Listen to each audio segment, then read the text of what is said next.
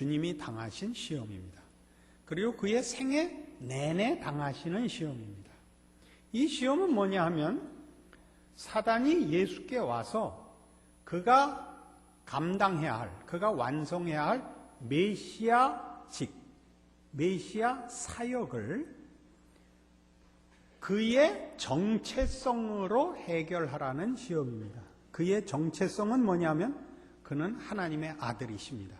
성자 하나님이십니다. 그러니까 신이 가지는 초월적 능력으로 해결하라는 것입니다. 이게 사단의 시험입니다. 이 돌들로 떡이 되게 하라. 성전에서 뛰어내리라. 그리하여 무엇을 증명해라? 당신이 하나님의 아들, 성자 하나님인 것을 증명하여 당신이 하려는 일을 해결해라. 마지막 시험은 뭐죠? 동일한 것이지만 조금 다르게 내게 경배하면 내가 모든 권세를 주겠다. 힘으로 다 해결해라. 주께서 이걸 거부하십니다. 이것이 메시아직을 시험하는 것으로 예수께서 오신 메시아 직분을 완성하는 것은 물론 우리를 구원하시기 위한 것이 메시아된 사역입니다. 책임이고 목적입니다. 그러나 그 길은 뭐였죠? 무슨 방법으로만 우리를 구원하셨습니까? 십자가를 지고 죽으시는 것입니다. 지금 사단이 하는 얘기는 죽을 필요 뭐 있냐? 성자 하나님의 권한으로 해결해라. 이것이 평생 3년 반 동안의 예수님의 공생애 속에서 우리가 주의 깊게 봐야 하는 시험이요 하나님의 답입니다. 그러니까 예수님께서 많은 기적을 이루십니다. 여러분 포도주를 물로 만들면 기적이 아니죠.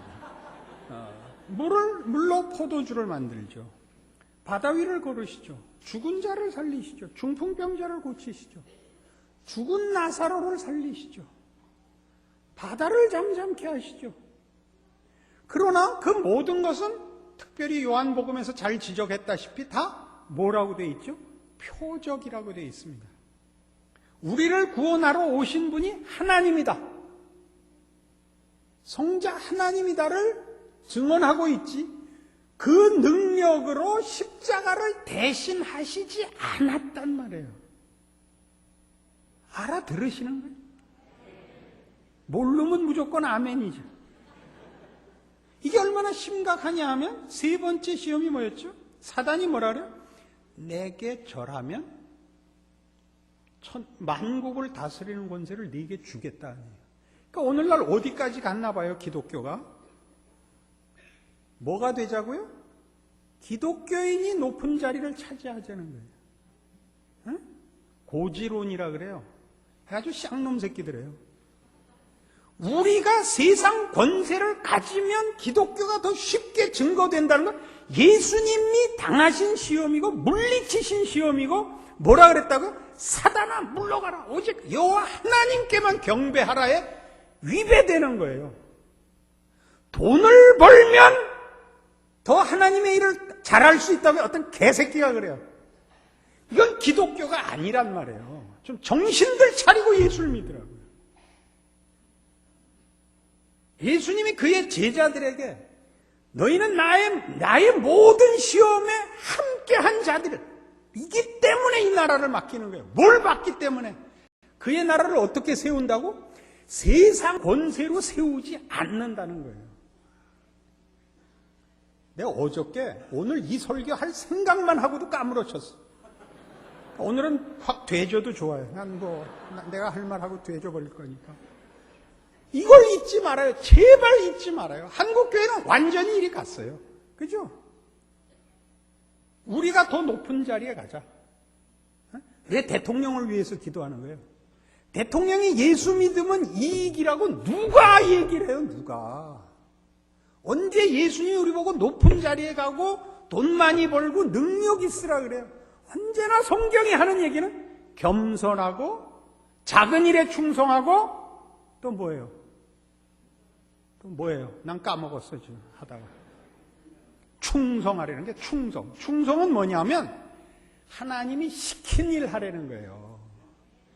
여러분들 자꾸 이렇게 비전 같지 말아요. 비전 같은 소리들 하지 말아요. 여러분이 욕심을 내고 하나님의 이름을 거기 갖다 붙이지 말라고요. 장상래 목사님하고 첫날 약속을 했어요. 내 이번 집회는 절대 성질 안 부리기로. 이건 성질 부리는 게 아니에요. 거룩한 분노예요.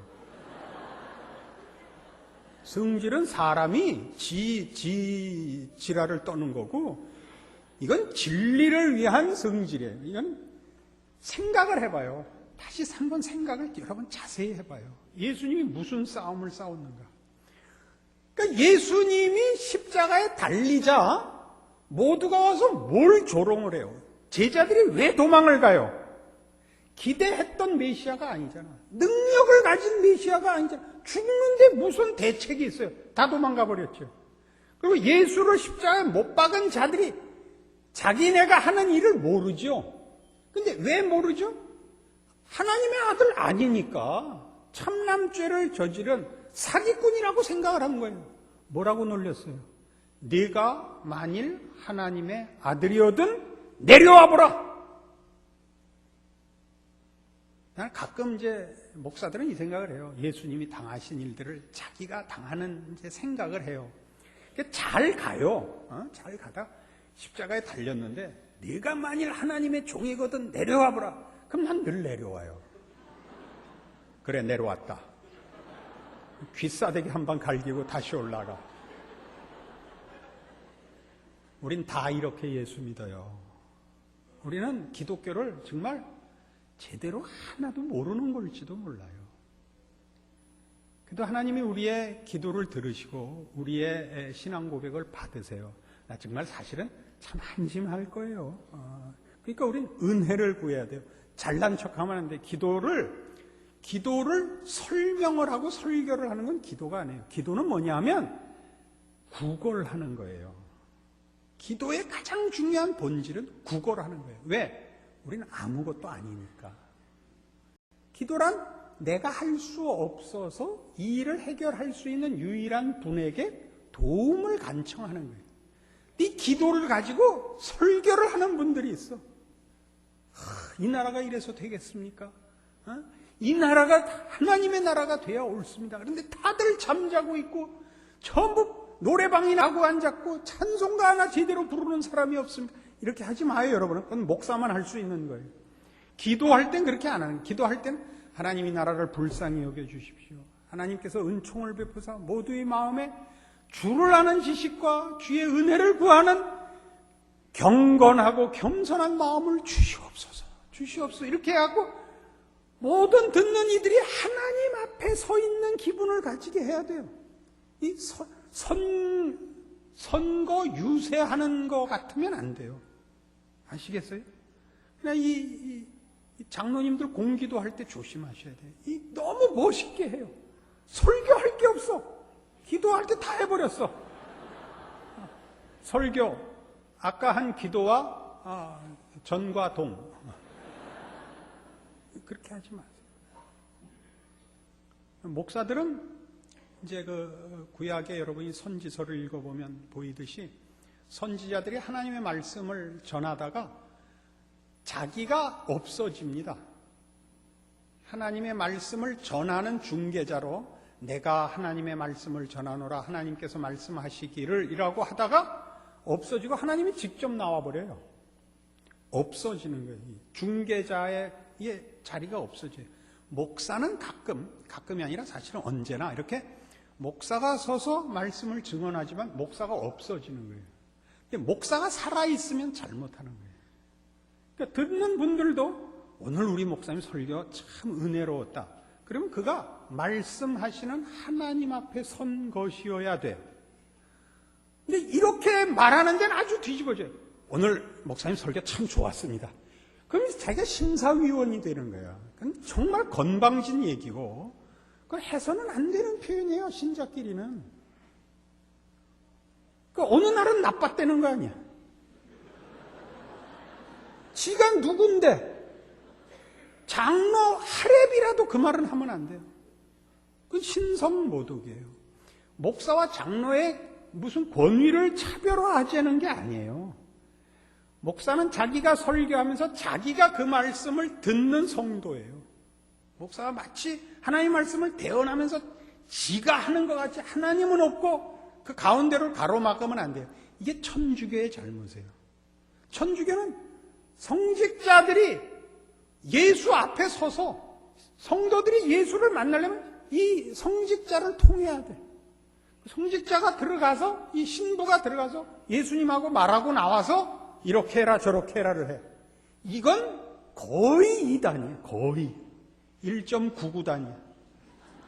우리는 천주교를 2단이라 그러지는 않지만 거기선 성직권을 굉장히 오해하고 있는 거예요. 그러니까 우리 모두가 우리가 믿는 기독교의 가장 중요한 원리를 알아야 돼요. 예수 그리스도의 메시아 사역이 어떻게 이루어졌으며 그 메시아 사역으로 인하여 얻은 바 우리의 구원의 은혜와 복뿐만 아니라 우리가 예수께서 가신 길을 뒤쫓아야 하는 이 일을 주께서 어떻게 하셨는지를 제대로 이해해야 우리가 따라갈 수 있는 거예요. 그래서 이 문제는 마태복음 16장에 가면 이렇게 좀 더 이해하기 좋은 장면으로 등장을 합니다.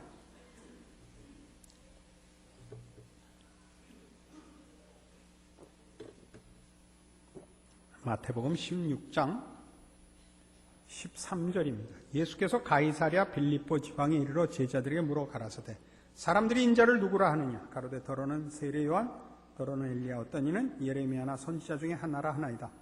가라사대 너희는 나를 누구라 하느냐 16절부터 19절까지 다 같이 읽읍시다. 시작.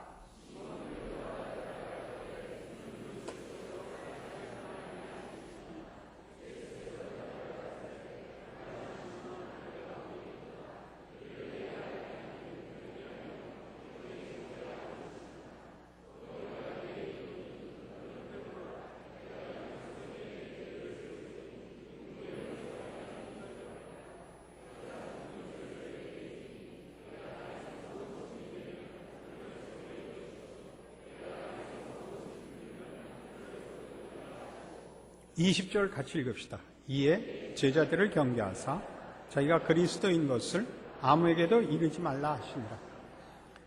이게 이제 전문적인 신학 서적들을 보면 이걸 메시아의 비밀이라고 합니다. 메시아의 비밀. 뭐가 메시아의 비밀이냐면 제자들에겐 알리시고 사람들에겐 알리지 말라 하십니다. 계속 예수님께서 자기가 메시아인 것을 알리지 말라 하십니다. 왜냐하면 당시 이스라엘 백성들은 메시아가 서두에 말씀드린 대로 정치적 메시아일 줄로 알았기 때문입니다.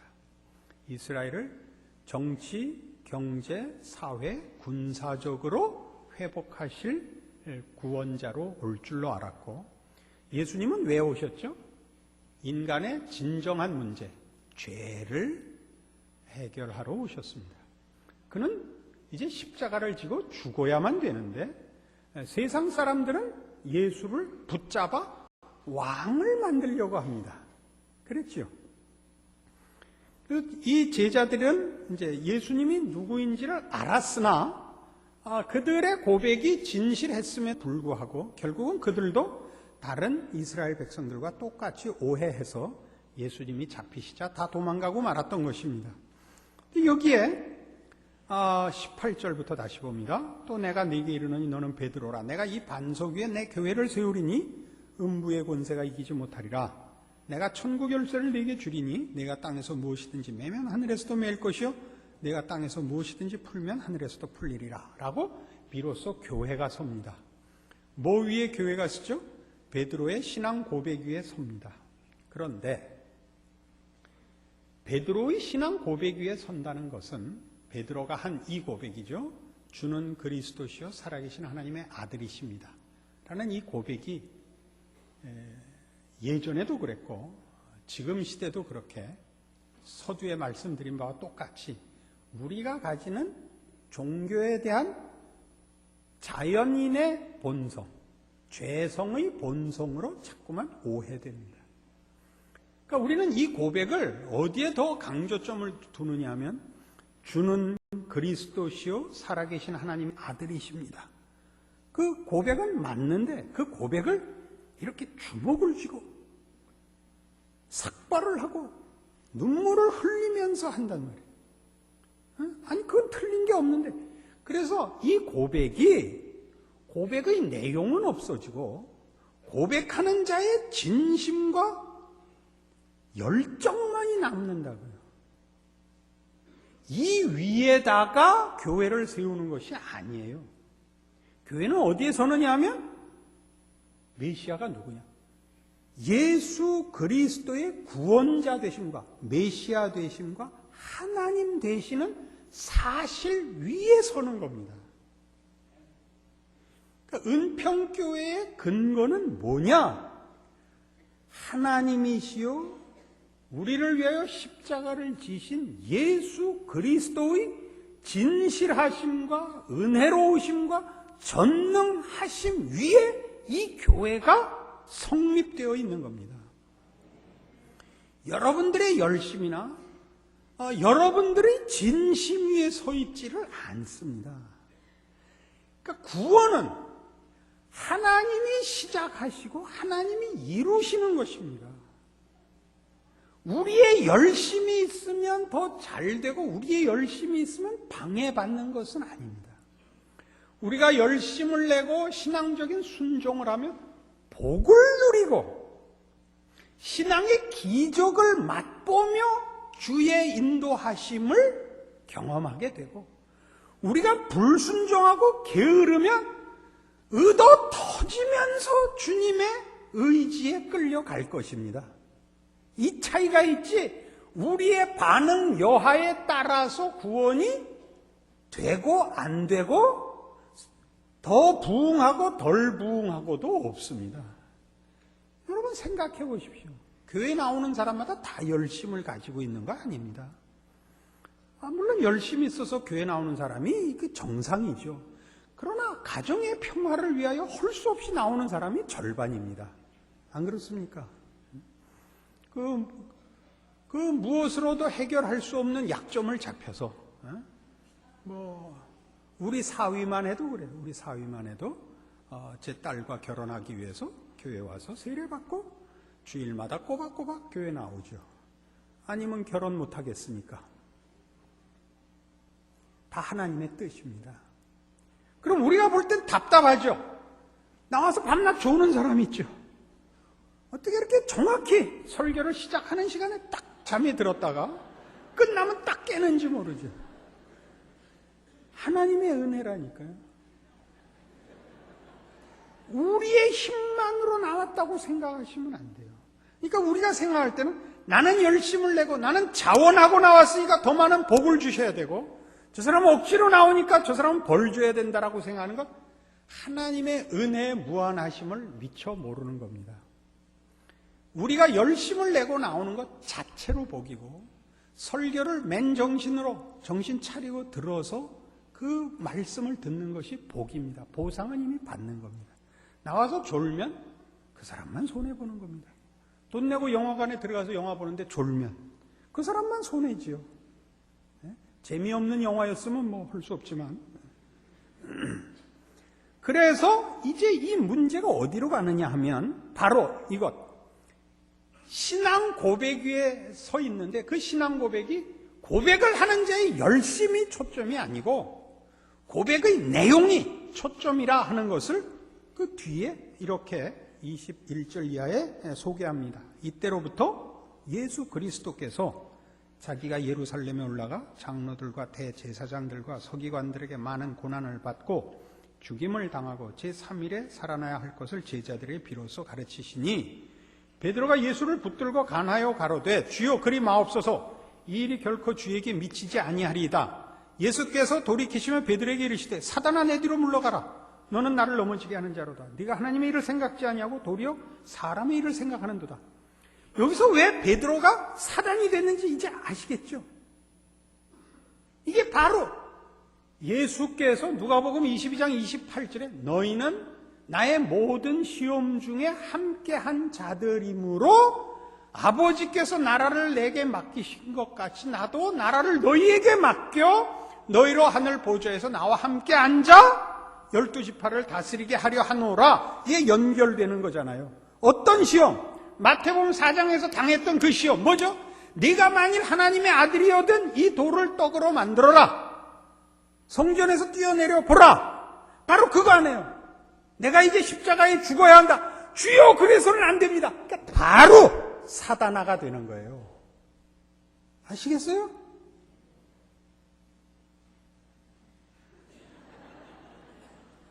이게 심각한 싸움인데 어느 시대나 기독교는 이 싸움을 해요. 이 싸움을 몰라요. 예수님이 십자가에 죽으신다는 것이 무슨 뜻인지를 다 몰라요. 언제나. 그렇게 고백을 해놓고 몰라요. 베드로가 지금 모르고 있는 거예요. 지 입으로 주는 그리스도시요 살아계신 하나님의 아들이십니다라고 했는데 그 고백은 복된 고백이에요. 예수님께서 도장까지 찍어줬잖아요. 바요나 시몬아 네가 복이 있도다. 이를 알게 아니는 하늘에 계신 내 아버지시라고. 혈과 육이 아니라고. 그럼에도 고백을 하고도 모른다니까요. 그게 뭔지를. 예수께서 십자가에 죽어야 한다는 걸 몰라요. 기독교 신앙이 영에 속한 싸움이요, 죄를 무찌르는 싸움이라는 걸 모른다니까요. 그래서 단박 뭐가 나왔어요? 주여 그리 마옵소서 했다가 뭐가 돼? 사탄이 되죠. 예수님께서 24절에 이 답을 하십니다. 이에 예수께서 제자들에게 이르시되 아무든지 나를 따라오려거든 자기를 부인하고 자기 십자가를 지고 나를 쫓을 것이니라. 이게 제자도입니다. 제자도는 능력의 문제도 아니고 기능의 문제도 아닙니다. 실력의 문제도 아닙니다. 주께서 성자 하나님이신데 우리를 위하여 채찍에 맞으시고 가시관을 쓰시고 홍포를 입으시고 수모와 고통 속에 십자가에 죽으시는 그 길을 쫓는 것을 말합니다. 그래서 아까 우리가 봤던 누가복음 22장에 돌아가 보시면 조금 진행이 빠른가요? 머리에서들 연기가 나서 그래요.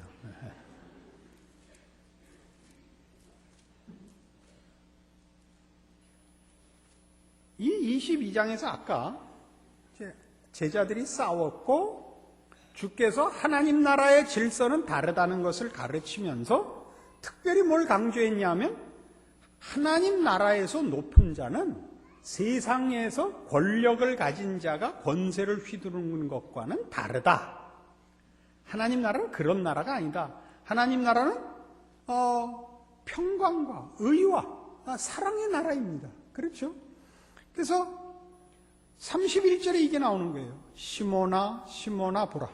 사단이 밀 까부르듯 하려고 너희를 청구하였으나 그러나 내가 너를 위해 네 믿음이 떨어지지 않기를 기도하였노니 너는 돌이킨 후에 네 형제를 굳게 하라.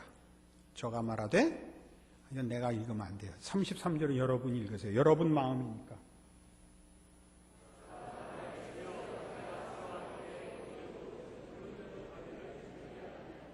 여러분 마음이 이렇죠. 그리고 그것이 신앙이요, 그것이 제자도요, 마땅한 신앙적인 충절이라고 생각하셨죠. 안 틀려요. 맞아요. 그러나 여기에 대해서 34절 가라사대 베드로야 내가 네게 말하노니 오늘 닭 울기 전에 네가 3번 나를 모른다고 부인하리라. 이 답을 주세요. 왜 하나님은 베드로를 3번 부인케 하실까요? 그냥 이 충성을 받으면 얼마나 멋있어요. 서로 양쪽 다 멋있잖아요. 베드로의 충성도 멋있고 그 충성을 받으시는 주님도 멋있을 것 같은데 베드로가 3번 부인하면 베드로만 망신이에요? 주님도 망신하네요. 우리 보통 수제자라 그러죠. 수제자라는 게 뭐예요? 내가 알기는 물제자라 그런 뜻인 걸로 알고 있는데 이 베드로가 병신되면 스승도 어쨌든 좀 손해볼 거 아니에요. 제자가 멋있으면 스승도 멋있을 거 아니에요. 그러나 굳이 주께서 이렇게 하십니다. 그래서 마태복음 26장에 가보시면 예수님 잡히시던 밤에 일어난 일들이 쭉 기록이 되는데 길게 그 베드로가 3번 부인하는 게 나와요. 마태복음 26장 69절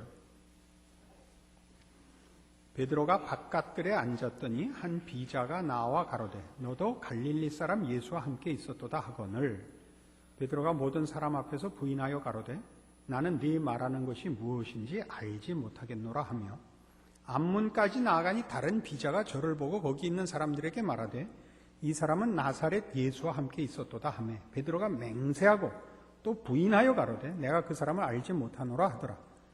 조금 후에 곁에 섰던 사람들이 나와 베드로에게 이르되 너도 진실로 그 당이라 네 말소리가 너를 표명한다 하거늘 네 말소리라는 건 사투리를 썼기 때문에 그래요. 갈릴리 지방 사투리를 써서 네 말투를 보니까 너도 그 당이라. 74절 저가 저주하며 맹세하여 가로되 내가 그 사람을 알지 못하노라 하니 닭이 고들더라. 이에 베드로가 예수의 말씀에 닭 울기 전에 네가 3번 나를 부인하리라 하심이 생각나서 밖에 나가서 심히 통곡하니라. 베드로가 왜 통곡했을까요? 왜 통곡했을까요? 사람은 언제 울어요? 원하는 대로 되지 않았을 때, 자기의 한계를 확인했을 때 울지요. 그죠? 베드로가 저는 결단코 주를 버리지 않겠습니다가 진심이에요. 거짓말 아니에요. 아첨이 아니에요. 진심은 있을 때 진심을 지킬 실력이 없는 자신을 보고 운 겁니다.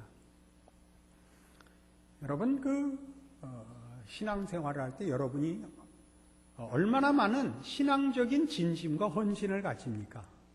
그런데 하루를 신자답게 살 수가 없죠. 하루를.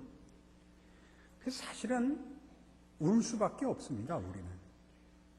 그건 정상이라는 얘기를 해주려고 제가 예를 드는 겁니다. 난 오늘 할 거 다 했어. 이거는 이렇게 한 사람만 해요. 하루에 성경 2장 본다. 10분간은 꼭 기도한다. 이건 지키기 쉬워요. 잘하는 거지만 쉽습니다. 신자 노릇을 하고 사는 것은 어렵습니다. 신앙적인 어떤 형태를 지키는 건 쉬운데 신자라는 존재로서 세상의 도전 앞에 정직하게 겸손하게 지고 사는 것은 그건 안 됩니다. 그건 여간만 어려운 것이 아닙니다. 우리의 힘으로는 안 됩니다. 그것은 헌신하고 진심을 가진 것만으로 안 됩니다. 그래서 이 문제가 요한복음 21장에 와서 이렇게 해결이 됩니다.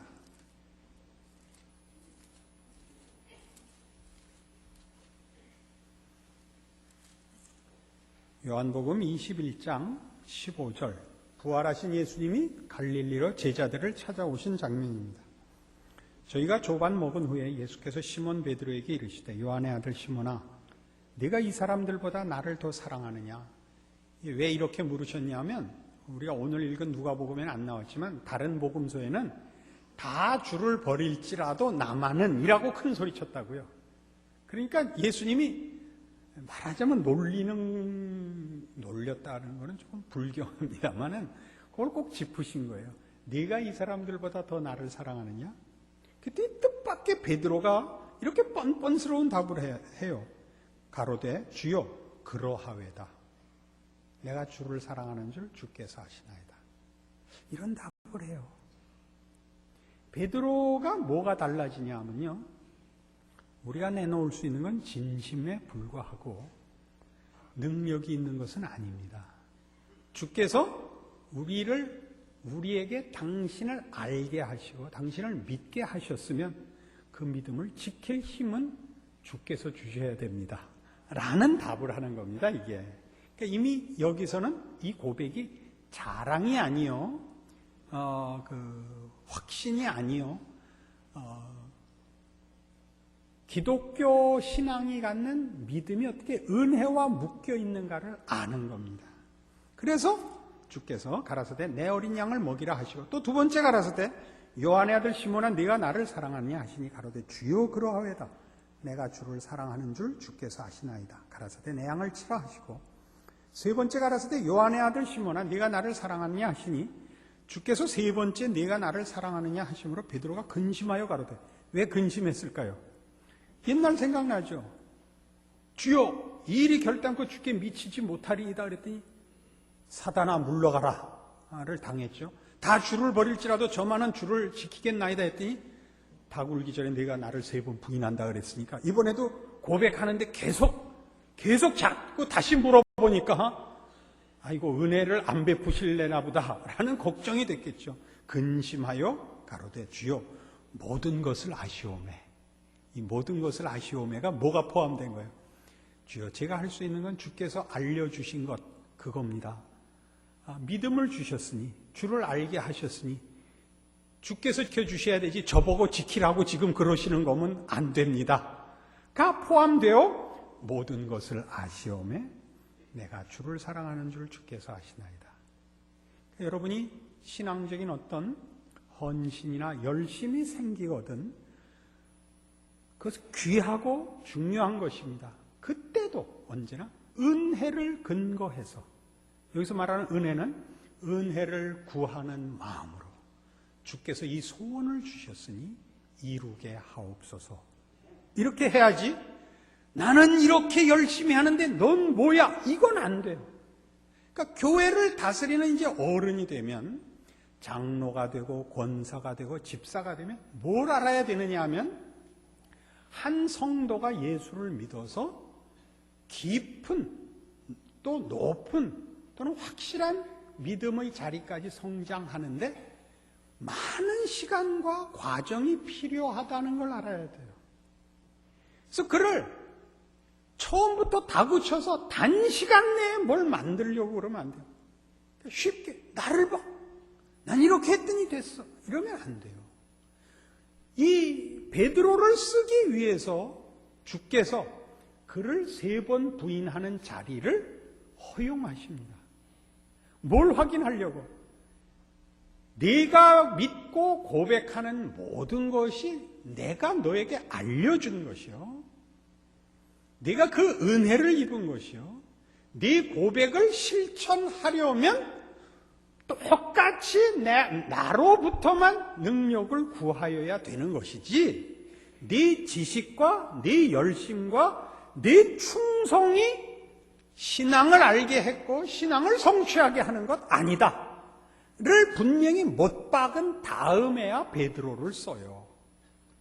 그러니까 이것 없이는 주께서 이들에게 그 나라를 맡길 수가 없다고요.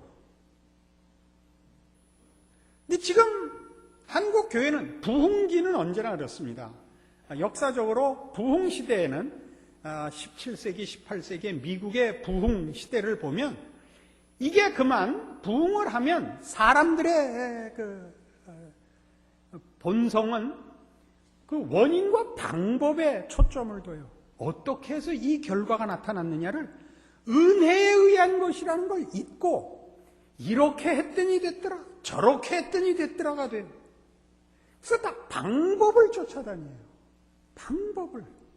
성경은 방법이 뭐냐 하면 자기 부인이고 한 알에 썩는 미랄이에요.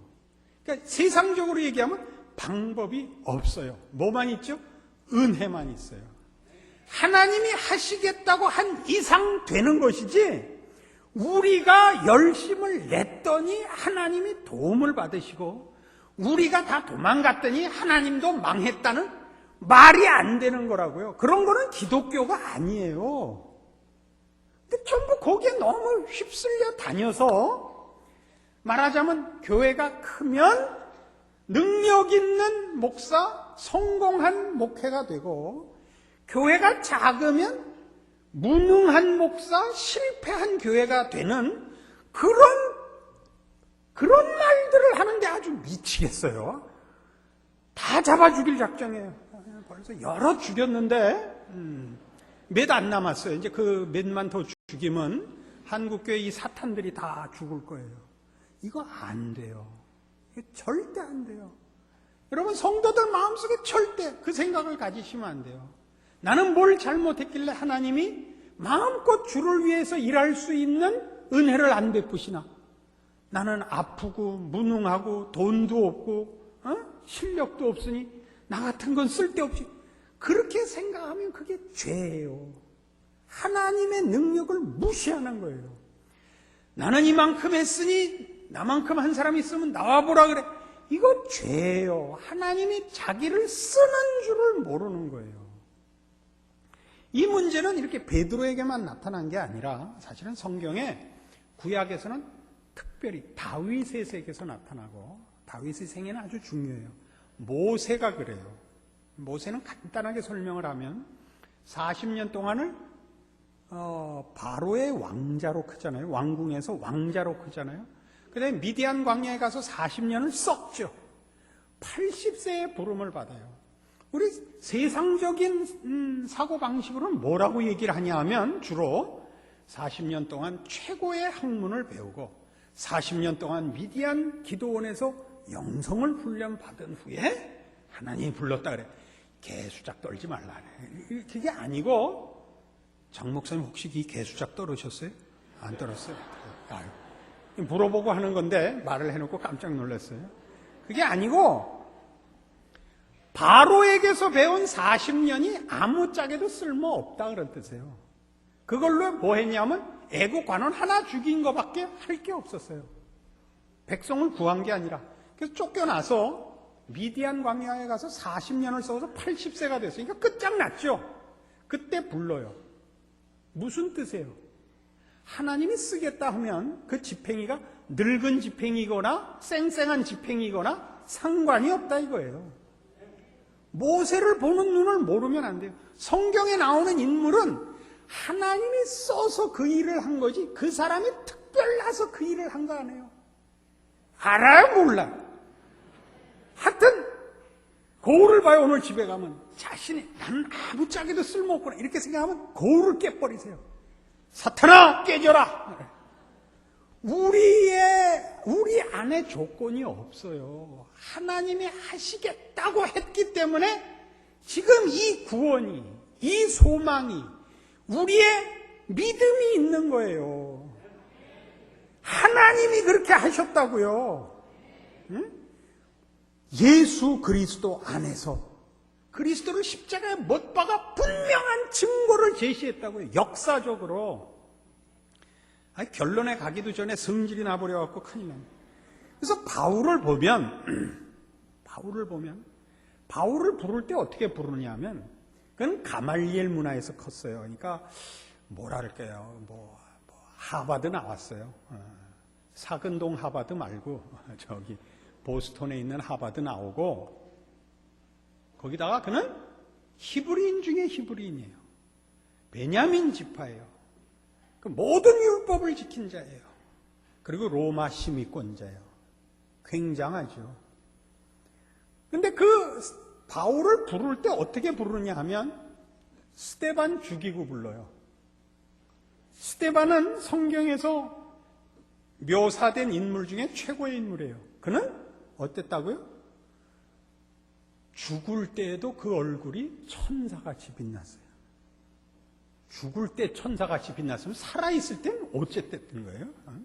죽을 때도 얼굴이 천사같이 빛났고 성령과 지혜가 충만해서 모든 사람 앞에 칭찬을 받는 사람이에요.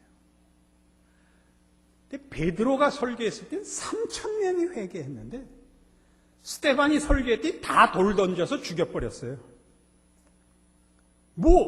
그 성령은 왜 충만했어? 나는 이유를 모르겠어요. 스데반을 생각하면. 여러분 생각은 어떠세요? 성령이 충만하면 딱 째려보면 아이고 이럴 것 같아요? 돌 던진다는 거예요. 누가 죽였죠? 바울이 죽였어요. 바울이 죽였다고요. 그리고 살기가 등등해서 예수 믿는 자들을 다 잡아 죽이려고 다메섹으로 가다가 주를 만나요. 그래서 이제 맨 꼴찌로 사도가 돼요. 기가 막히게 되죠. 아니 기왕 되려면 멋있게 돼야 될 거 아니에요. 스데반이 다른 사람들한테 붙잡혀서 돌에 맞아 죽을 지경이 됐는데 바울이 짠 하고 나타나서 무엇들 하는 것이냐? 너희 중에 죄 없는 자가 먼저 돌로 쳐라. 그랬더니 던지는 걸 바울이 앞에서 다 막아가지고 스데반을 구해와야 될 거 아니에요. 멋있으려면. 안 그래요. 그렇게 안 하고 이 완전히 예수 믿는 자들의 대적이었다고요. 주께서 친히 그를 가서 만났죠. 특별해서 만난 거 아니에요. 다른 방법으로 안 돼서 할 수 없이 예수님이 친히 가셨어야 했어요. 말로 해도 안 되고, 전화로 해도 안 되고, 이메일을 보내도 안 되고, 뭘 해도 안 돼서 직접 가서 팼다고요. 그래서 이제 됐어요.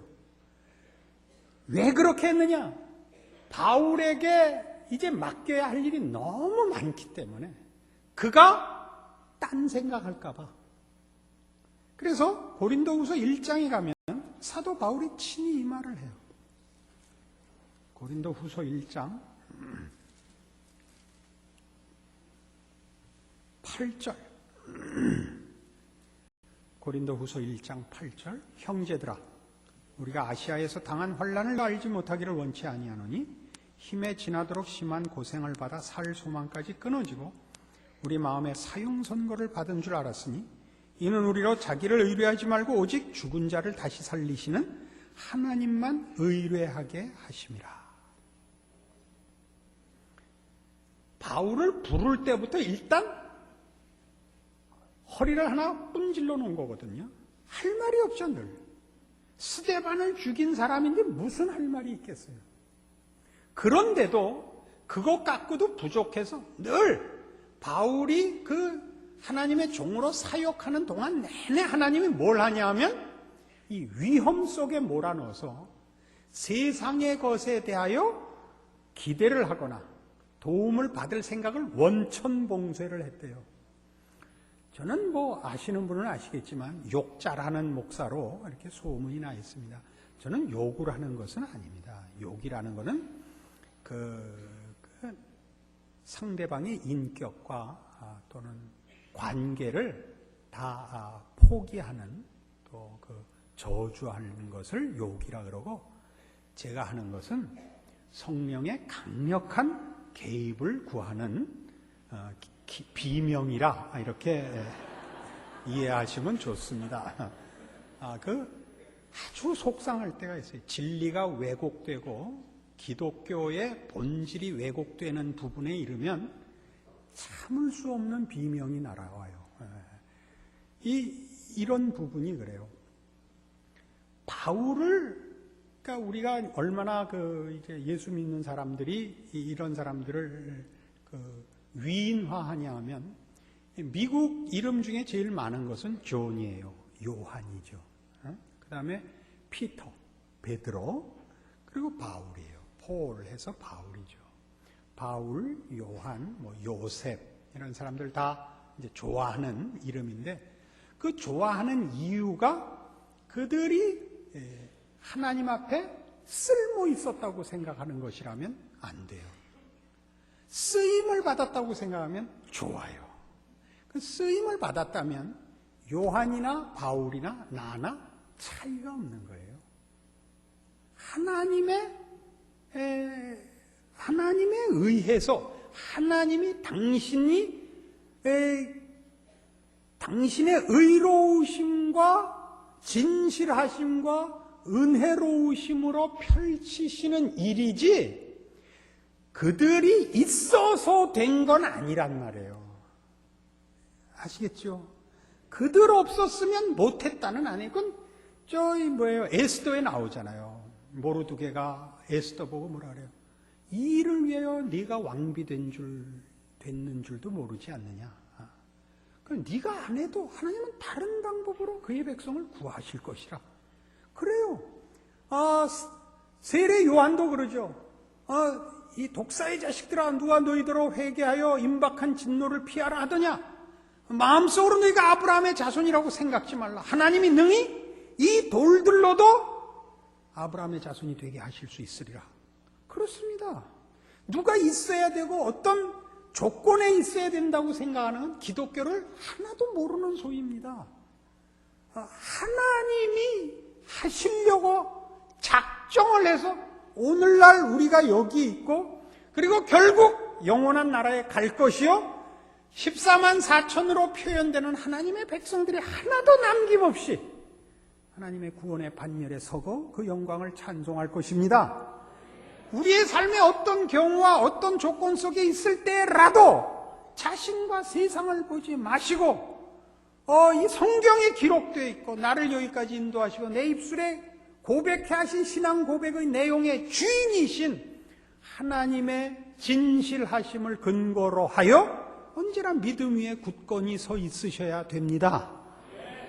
이 사도 바울로 하여금 자기를 의뢰하지 말고 오직 하나님만 의뢰하게 하는 사건은 고린도 후서 11장에 이렇게 소개되어 있습니다. 찾아가 봅시다.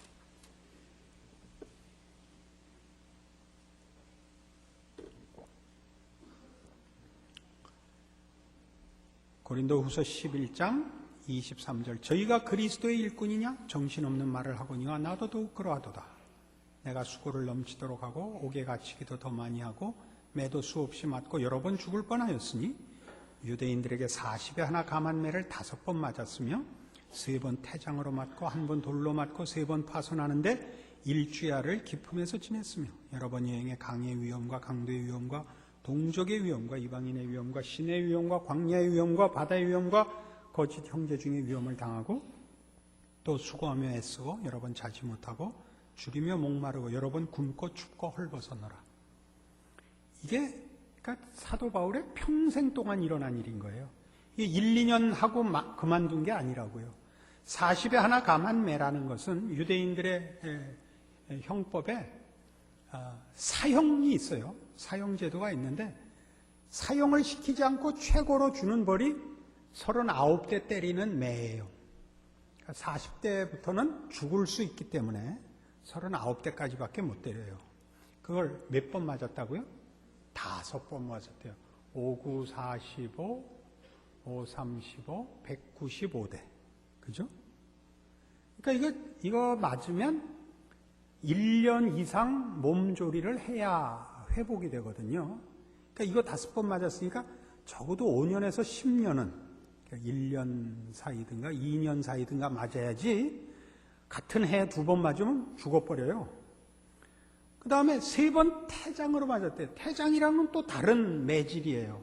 이것도 앞에 있는 것과 흡사하게 아주 심한 매예요. 이것도 뭐 2배 해서 한 6년.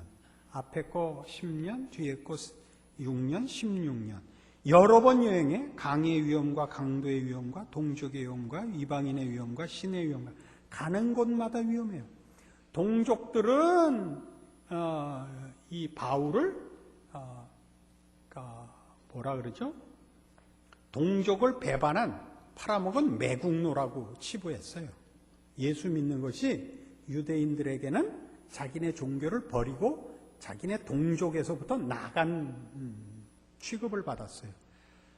매국노로 동족들한테도 쫓기고 로마는 당시 예수 믿는 걸 박해하는 사회였으니까 예수 믿는다고 이방인의 위험을 당하고 여행하는 동안에 뭐 해적, 산적 다 만나고 게다가 자지 못하고 줄이며 목마르고 여러 번 굶고 춥고 헐벗어나라.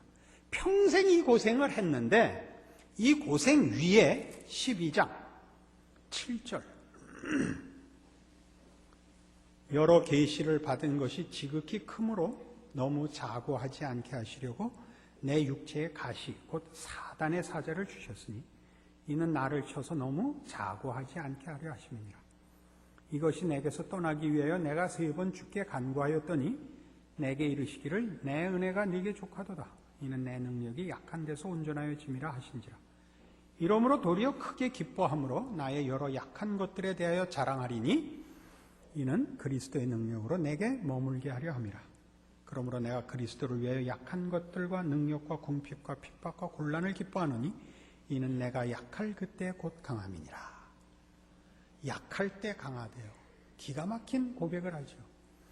그가 부름을 받을 때부터 남다르게 부름을 받아서 그 자랑할 수 없는 조건으로 시작을 하죠. 스데반을 죽이고야 사도로 부름을 받고 그러면서도 주의 일을 하는데 하나님께서 맡기신 일이 너무 막중해서 그가 자고하게 될까 봐. 물론 바울이 여러 가지 기적을 이루기도 합니다.